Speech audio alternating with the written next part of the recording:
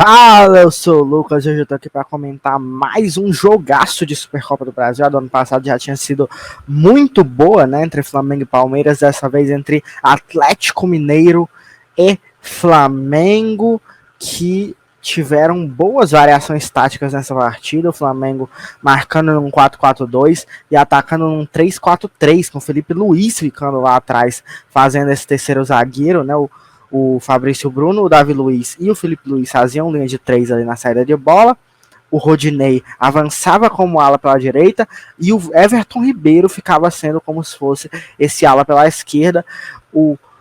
E o Arrascaeta, que sem a bola fechava ali pela direita pro Rodinei voltar para a linha de 4, né, na marcação no 4-4-2. Sem a bola, o Arrascaeta se aproximava muito mais ali do Gabigol e do Bruno Henrique. E o Arrascaeta teve muita participação nesse jogo, recebendo bola dentro da área, mais pela direita no primeiro tempo e mais pela esquerda em alguns momentos no segundo tempo, para cruzar, ou para Bruno Henrique, ou para Gabigol, principalmente esses dois, mas para outros até também. Mas principalmente recebendo essa bola, alguém lançava essa bola, dava uma cavadinha na área, e ele estava ali mais ou menos na linha de fundo, mas dentro da área, para fazer esse cruzamento. Já com menos de um minuto, o Bruno Henrique já teve, assim, o Atlético, ele marcava no 4-1-4-1, atacava no 4-2-3-1, e atacava geralmente usando um ataque posicional, né? Mas isso não foi muito efetivo, principalmente no primeiro tempo. No segundo tempo realmente teve um jogo mais parelho ali, muito bom inclusive, mas no primeiro tempo para mim só deu Flamengo e acabou que foi 1-0 pro Atlético, né, no primeiro tempo. Mas para mim de chance boa mesmo do Atlético, só teve um chute aos 36 minutos do primeiro tempo, em que teve um escanteio que foi cobrado na área do Flamengo, o Bruno Henrique tirou de cabeça, depois o Arrascaeta tirou de novo, só que ficou no pé do Keno. Só que o Keno chutou de primeira e mandou por cima. E nem é tão boa também nessa chance, mas o Keno não soube aproveitar tão bem assim. E o lance do gol. O lance que o Arana chutou de muito longe, da intermediária para trás, aquele chute, eu acho que ele deu. E o Hugo deu o rebote e o Nath faz o gol. Assim, é bizarra a capacidade que o Hugo tem de falhar em momentos decisivos. Eu, inclusive, até falei num grupo que eu tenho com meus amigos falando de futebol, de que se eu sou o Everson, naquele momento em que o Hugo vai bater o pênalti, não precisou, né? O Everson tava de boaça e o Hugo isolou de qualquer forma. Mas se eu sou o goleiro numa disputa de pênalti com o Hugo e o Hugo vai bater o pênalti, nesse jogo, eu já tô gritando, ei, por que tu não espalmou pro lado mesmo? Por que tu espalmou no pé do Nacho? Ei, se tu lembra do Brenner, ele tá legal lá nos Estados Unidos, ele te mandou um abraço. Cadê o São Paulo? Por que tu não... O que aconteceu nos jogos contra o São Paulo? Eu tava perguntando isso para ele do momento em que ele pisou, pegou a bola para bater o pênalti até a reta final, porque não dava para não se concentrar desse jeito, eu imagino. E eu faria bastante este jogo mental com o Hugo, mas no final da semana não precisou, ele isolou de qualquer forma. Mas de resto, foram só chances do Flamengo e não foram poucas. Com menos de um minuto, o Bruno Henrique já ficou cara a cara com o Everson, mas furou. Com 5, o Arão chutou de fora para fora. Já 2 minutos depois, o Flamengo construiu uma boa jogada. O Everton Ribeiro tocou pro Gabigol fora da área, que chutou para fora também. Aí passou uns 10 minutos sem acontecer tanta coisa de perigo. O Rodinei lançou na área pro Arrascaeta, naquele estilo que eu falei mais cedo. Ele recebeu mais ou menos ali perto da linha de fundo, dentro da área, driblou o Godin, só que tomou a decisão errada. Ele demorou muito para decidir o que ia fazer e cruzou pro Gabigol, que estava sem ângulo. E eu acho que tocar mais atrás, sabe, o Henrique chegava por ali, fazia mais sentido.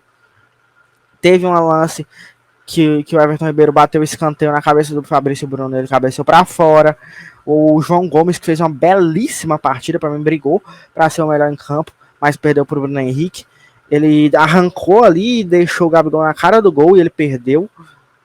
E depois o Arrascaeta bateu um escanteio aberto na segunda trave pro Gabigol, que pegou mal e isolou. Então o Gabigol aí já tem umas chances perdidas. Aí depois teve a chance do Keno, né, que eu já falei. O gol do Atlético. E já nos acréscimos, teve mais uma chance ali que o Flamengo teve para empatar no primeiro tempo, que o Arrascaeta cruzou na segunda trave pro Bruno Henrique, mas o Mariano chegou antes e mandou para escanteio. Voltaram pro segundo tempo e o Flamengo continuou jogando melhor, tanto que vira o jogo, né? O Flamengo continuou, acho que o Atlético foi crescendo, é tanto que você vê o Flamengo, a última vez também que ele tinha chegado com muito perigo tinha sido aos 29 do primeiro tempo, na chance do Gabigol no escanteio cobrado pela Arrascaeta, porque depois só teve o gol, a chance do Keno, o gol do Atlético e uma chance nos acréscimos já de um lance que nem foi finalização. O Mariano tirou antes. Quando volta para o segundo tempo, o Flamengo continua melhor, só que o Atlético foi crescendo como já vinha. Foi crescendo, levou a virada quando primeiro o Gabigol fez o gol com 10 minutos, quando o Felipe Luiz lançou uma bela bola, o Felipe Luiz fez uma partidaça também, para Arrascaeta na área, naquela mesmo estilo, só que aí, pela esquerda dessa vez, né, o Arrascaeta cruzou na cabeça do Bruno Henrique, o Everton fez um milagre e o Gabigol pegou no rebote. Depois, logo em sequência, a Arrascaeta cruzou fechado, quase da bandeira de escanteio, mais ou menos no mesmo estilo, só que depois, dessa vez, um pouco mais aberto do que nas outras vezes que ele estava realmente dentro da área, e quase fez o gol. Bem parecido com o lance que eu falei do Rodrigo no jogo do Leeds e Manchester United no vídeo anterior.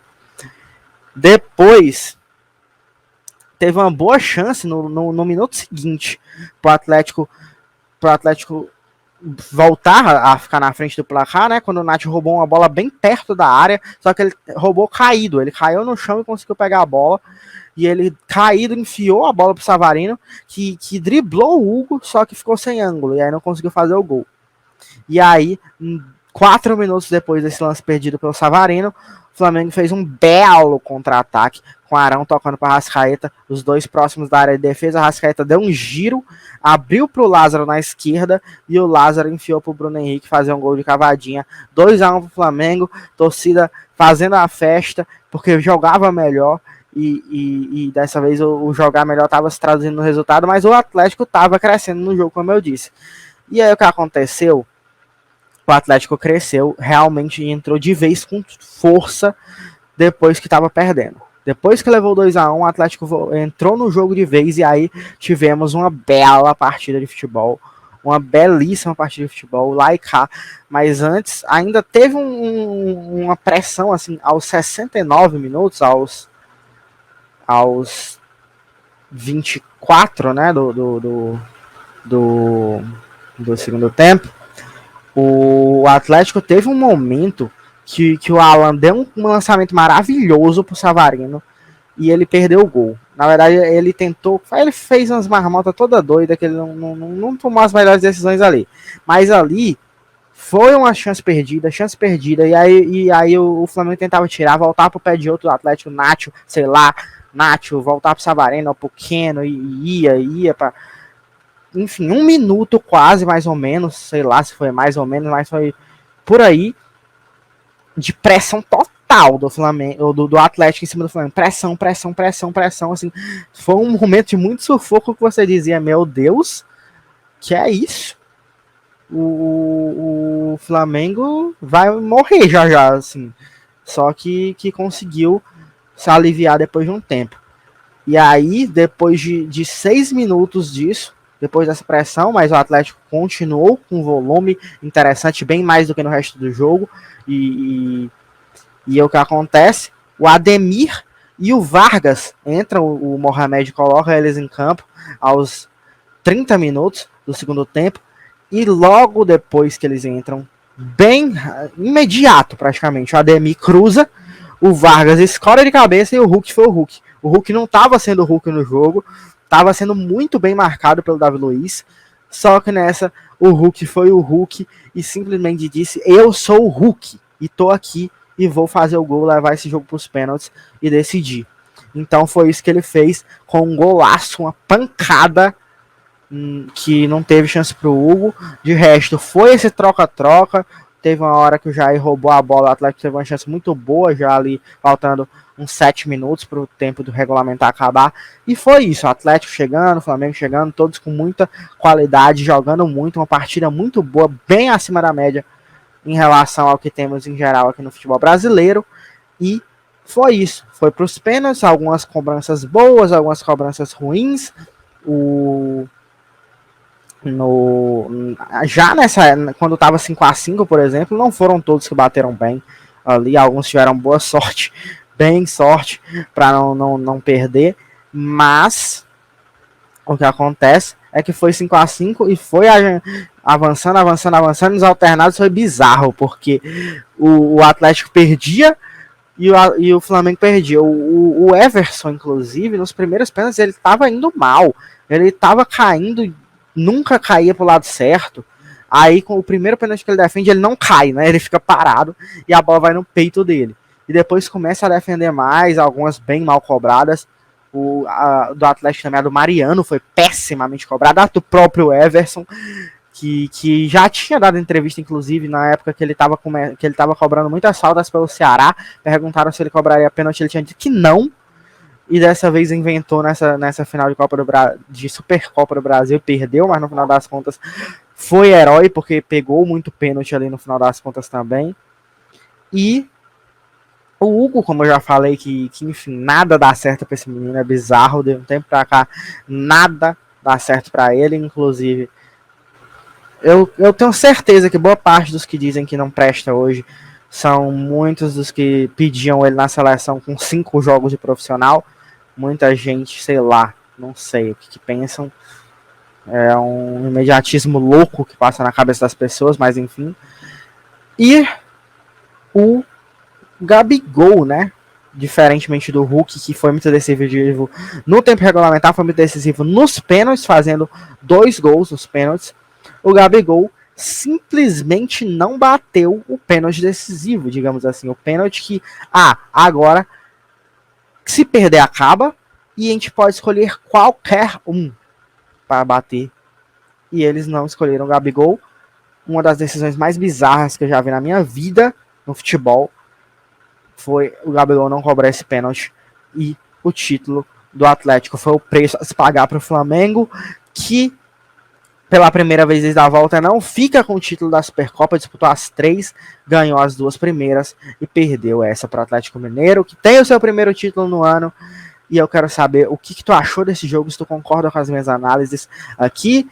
E se gostou do vídeo, dá o like, se inscreve e mostra para seus amigos darem a opinião deles também. Se não gostou, dá dislike. Segue a gente nas redes sociais, me segue o canal Bola, segue o Felipe, todo mundo aí nas redes sociais. Se não gostou, dá o dislike, já falei isso. E é isso, tchau.